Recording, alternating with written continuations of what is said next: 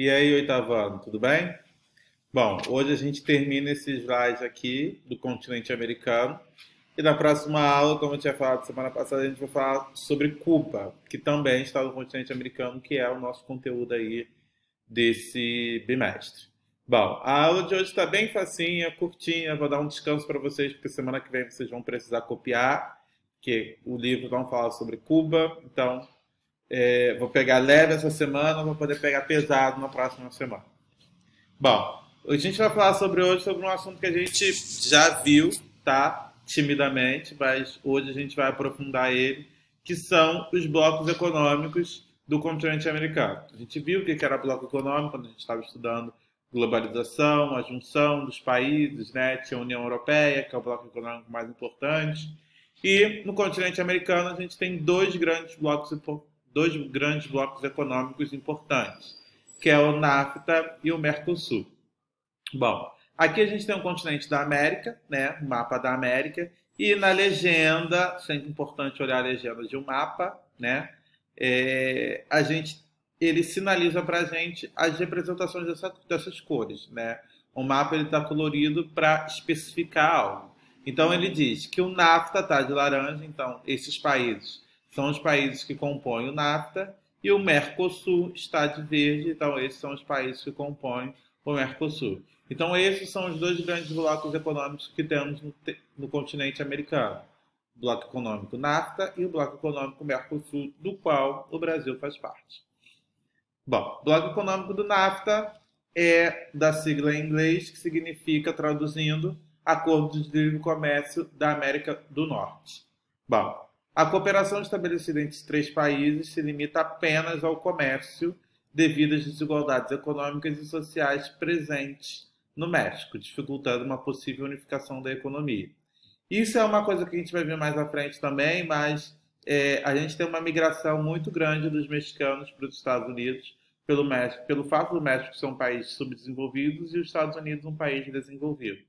Então, hoje, né, você não tem uma livre circulação de mexicanos para os Estados Unidos, diferente de canadenses para os Estados Unidos. Né? O México, para entrar nos Estados Unidos, precisa de visto, precisa de uma série de trâmites vindo dos Estados Unidos. Já os canadenses não, são livres para entrar e sair dos Estados Unidos a hora que quiser. Isso pelo fato do Canadá também ser um país desenvolvido. Segundo os acordos firmados pelos três países, a eliminação das barreiras para a circulação de serviços, bens e capitais aconteceu gradativamente. Após uma década de atuação, o NAFTA apresenta pontos positivos e negativos para a população dos países membros, com exceções para as grandes indústrias norte-americanas, que foram as que mais lucraram nessa história. É óbvio, a gente tem que lembrar que os Estados Unidos é o país que possui o maior número de empresas multinacionais do mundo.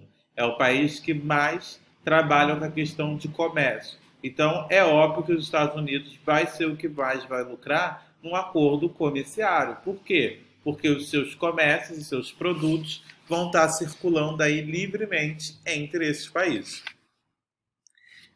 NAFTA não surgiu com o objetivo de transformar uma integração econômica total, como vem acontecendo com a União Europeia.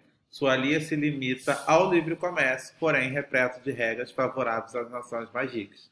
Então, foi como eu falei, os Estados Unidos querem um acordo com o México, mas apenas um acordo comercial, jamais um acordo populacional, como acontece na União Europeia, a mesma moeda, como acontece na União Europeia. Então, os Estados Unidos se limita apenas ao acordo comercial, porque a gente viu que os Estados Unidos é o país mais capitalista que a gente tem no mundo hoje.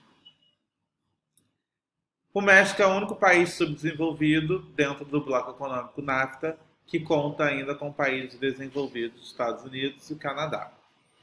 Muitas indústrias migraram para o México atraídas pelo baixo salário para os trabalhadores. O país teve considerável aumento na economia, porém não apresentou melhoras significativas no padrão de vida.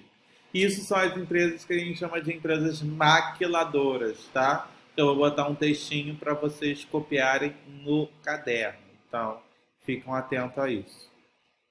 As desigualdades econômicas, sociais e tecnológicas no México em relação aos Estados Unidos e ao Canadá impedem a concorrência de seus produtos. É óbvio, né? Os Estados Unidos além de ser um país rico, é um país bem desenvolvido na questão tecnológica. Atualmente, seu comércio exterior limita quase a totalidade com os norte-americanos. O México acabou se restringindo às condições de fornecedor de matéria-prima e mão de obra.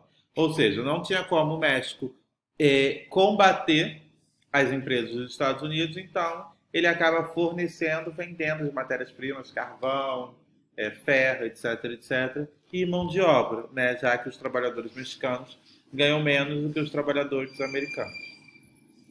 Bom, o nosso bloco econômico, o Mercosul, chamado de Mercado Comum do Sul, o Mercosul se encontra em estágio de união aduaneira. O que isso significa? Isso significa que as mercadorias produzidas nos países integrantes podem ser importadas, podem ser importantes, livres das barreiras alfandegárias. O que são essas barreiras alfandegárias?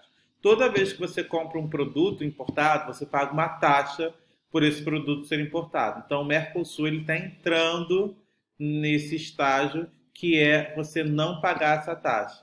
Então, ou seja, o valor que é comercializado na Argentina vai ser comercializado também no Brasil, porque a gente não vai ter uma taxa sobre isso. A intenção do bloco era desenvolver futuramente um mercado comum, possibilitando a livre circulação dos trabalhadores nos países membros, além de produtos. As decisões políticas ou econômicas que envolvem o Mercosul são tomadas por consenso com a participação de todos os estados participantes, ainda que o Brasil detenha o maior poder econômico, seu poder de decisão legalmente é o mesmo que os demais países. Desde 94, o Mercosul investe em negociações com a União Europeia. Alguns progressos foram obtidos, porém, a maior dificuldade está em competir com os produtos agrícolas europeus, por possuírem forte proteção através de subsídios fornecidos pelo governo. Bom, o Mercosul está caminhando ainda. Recentemente, né, a nossa política que a gente vive hoje, o nosso presidente brigou com a Argentina. O Brasil e a Argentina são os maiores países dentro do Mercosul. Então, a gente teve alguns retrocessos nesses acordos econômicos com a Argentina e com outros países também, mas quem sabe no futuro isso não possa melhorar, né? Bom, América para os americanos, essa é uma frase muito famosa do presidente dos Estados Unidos, James Monroe, frase que justificava a influência dos Estados Unidos no continente americano. Então, essa frase foi uma frase que aconteceu lá na independência dos Estados Unidos e que os Estados Unidos conseguiu tomar todo o continente americano, né? Hoje, os produtos dos Estados Unidos estão em toda a América, não só na América, mas também em outros países. Mas fez com que essa frase se concretizasse. Bom, é isso. Vou deixar o textinho, um pequeno textinho para vocês copiarem de hoje, das indústrias maquiladoras do México. E semana que vem vocês vão escrever mais, então por isso que a sala hoje foi facinha e vai ter alguns exercícios. Não percam os prazos, vale ponto, e é isso. Bons estudos.